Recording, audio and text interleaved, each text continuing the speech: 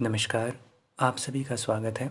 जैसा कि हम सभी प्राचीन भारत का इतिहास पढ़ रहे थे, जिसमें ऐतिहासिक स्रोत के अंतर्गत आज का हमारा टॉपिक है अभिलेख।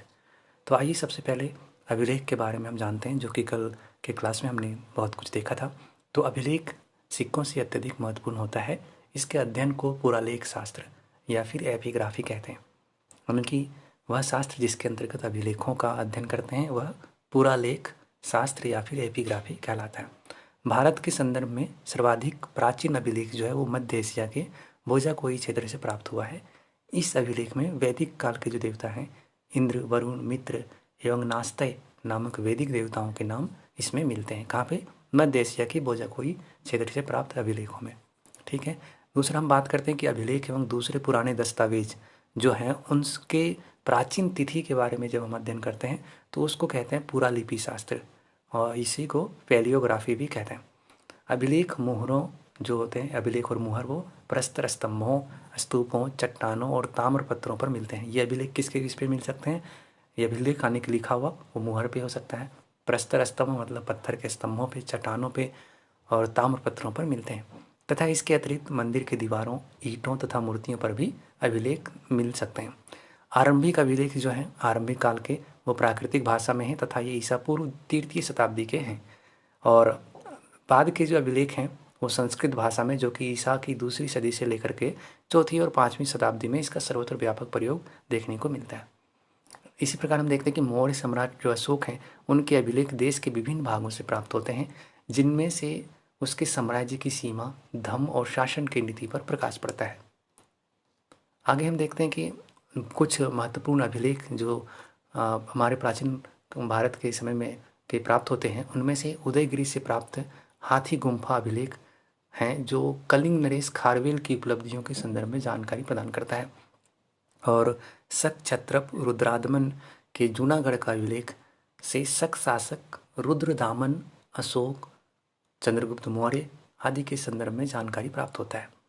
उसी प्रकार से वशिष्ठ पुत्र पुलवामी के नासिक गुहा अभिलेख के माध्यम से उनकी धार्मिक सहिष्णुता और उनकी संस्कृति के संदर्भ में जानकारी प्राप्त होती है।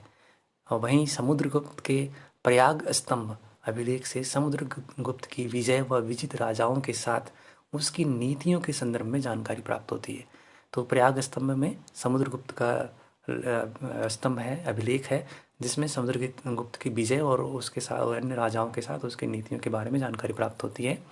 मौर्य और मौर्योत्तर काल, गुप्त काल के अधिकांश अभिलेख कार्यस इंस्क्रिप्शनम इंडिकारकम नामक ग्रंथमाला में संकलित किया गया है। सबसे पुराने अभिलेख जो हैं वो हड़प्पा संस्कृति की मोहरों पर मिलते हैं। ये लगभग 2500 ईसा पूर्व के हैं, यानी कि हड़प्पा कालीन सभ्यता के हैं। और हड़प्पा संस्कृति के अभिलेख अभी तक पढ़े नहीं जा सके हैं। ये भाव चित्रात्मक, मतलब कि जैसा उन्हें महसूस होता है उसके हिसाब से चित्र के ढंग से सिंबॉलिक रूप में लिखा गया है। तो इसे भाव चित्रात्मक लिपि कहते हैं, जिसमें लिखा गया है, जिसमें विचारों और वस्तुओं को चित्रों के रूप में व्यक्त किया जाता था। सबसे पुराने अभिलेख जो पढ़े जा चुके हैं वे ईसा पूर्व तीसरी सदी के अशोक के शिलालेख हैं। इन अभिलेखों को पढ़ने में सर्वप्रथम 1937 में जेम्स प्रिंसेप को सफलता मिली थी। ये कई बार एग्जाम में पूछा जाता है कि सर्वप्रथम जो अभिलेख हैं, पुराने अभिलेख हैं जो अशोक के हैं, उनको पढ़ने में किसे सफलता मिली थी? तो जेम्स प्रिंसेप को सफलता मिली थी, और ये सन 1837 में, जो उस समय बंगाल के ईस्ट इंडिया कंपनी की सेवा में ऊंचे पद पर कार्यरत थे। अब आगे हम देखते हैं कुछ महत्वपूर्ण जो अभिलेख हैं वो किन किन शासकों से संबंधित हैं। तो सबसे पहले हम देखते हैं कि हाथी गुम्फा अभिलेख, जो आगे हम बात कर चुके हैं, कलिंग नरेश खारवेल से संबंधित है। ऐसे ही दूसरा जो है ऐहोल अभिलेख, ये पुलकेशिन द्वितीय के से संबंध रखते हैं। नासिक अभिलेख जो है वो गौतमी बलश्री से हैं। ऐसे ही जूनागढ़ अभिलेख जो है, जिसके बारे में हमने जाना, ये रुद्र दामन का अभिलेख है। और प्रयाग स्तंभ ये बहुत ही फेमस है और इसके बारे में कई बार एग्जाम पूछा जाता है। ये समुद्रगुप्त के अभिलेख हैं। मंदसौर अभिलेख जो है मालवा नरेश यशुबर्मन का है। और ग्वालियर अभिलेख प्रतिहार नरेश भोज के हैं। देवपाड़ा अभिलेख जो है बंगाल शासक विजय सेन से संबंधित है। भीतरी व जूनागढ़ अभिलेख जो है वह स्कंदगुप्त से संबंधित है। अब यहाँ पे एक इम्पोर्टेंट चीज़ ध्यान रखना है कि भारत का जो सर्वप्रथम उल्लेख मिलता है वो हाथी गुम्फा अभिलेख में मिलता है। हाथी गुम्फा अभिलेख जो कि कलिंग नरेश खारवेल के हैं। ठीक है, तो ये कुछ चीज़ें हैं जो आप ध्यान में रख सकते हैं।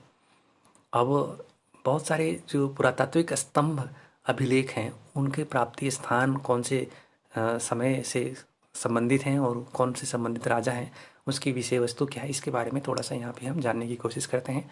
तो स्तंभ लेख जो है पहला वो मेहरौली स्तंभ लेख है, जैसे कि आप यहाँ देख रहे हैं। तो मेहरौली स्तंभ लेख है, ये मेहरौली दिल्ली कुतुब मीनार परिसर से प्राप्त होता है।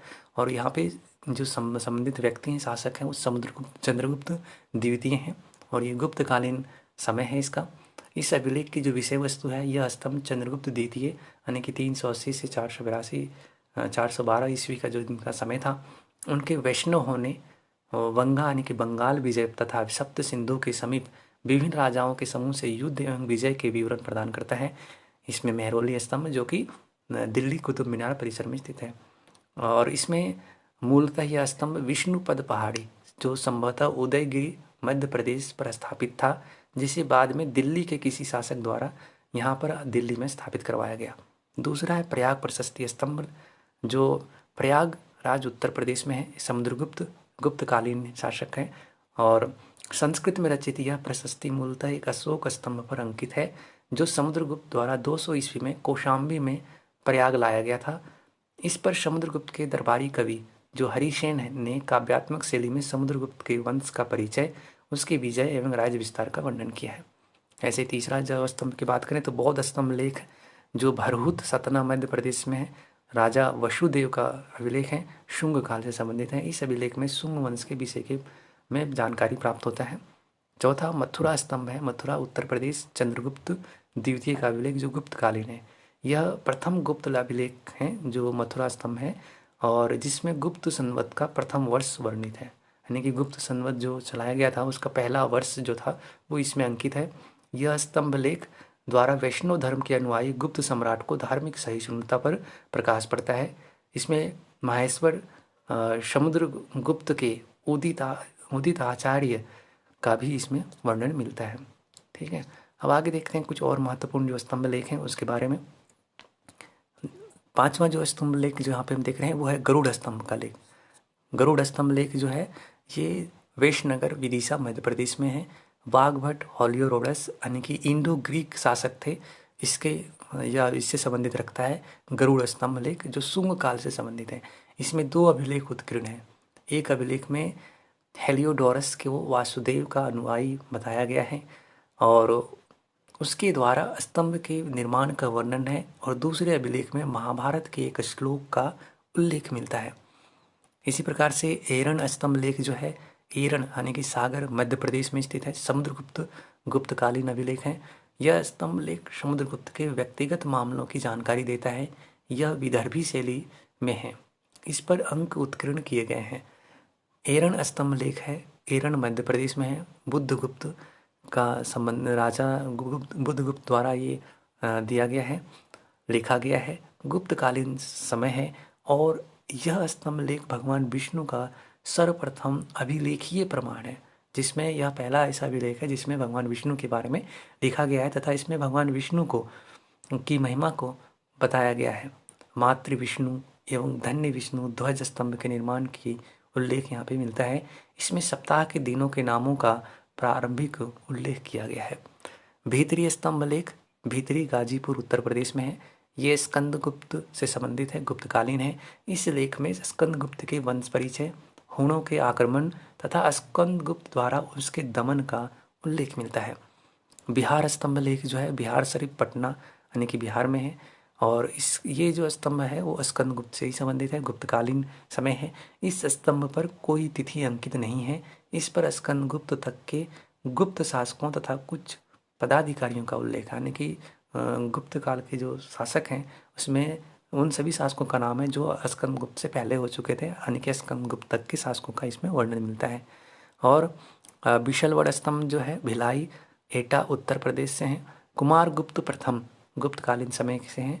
इस अभिलेख में गुप्त संवत 96 यानी कि 415 ईस्वी अंकित है तथा कुमारगुप्त तक के यानी कि इस जैसे पिछले वाले में स्कंदगुप्त तक का था, इसमें कुमारगुप्त तक के गुप्त शासकों का उल्लेख है।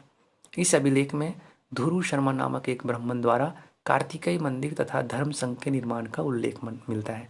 किसके द्वारा? तो धुरू शर्मा नाम के एक व्यक्ति ब्राह्मण द्वारा कार्तिकेय मंदिर तथा धर्म संघ के निर्माण का उल्लेख मिलता है।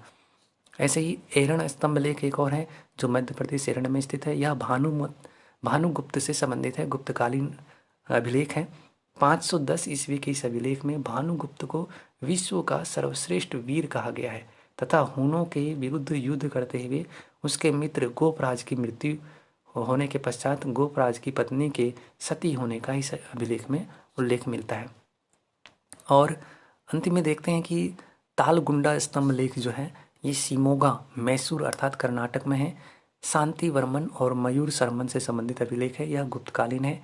इस स्तंभ में यह स्तंभ लेख जो है दक्षिण में कदम्बों के इतिहास के अध्ययन का महत्वपूर्ण स्रोत है।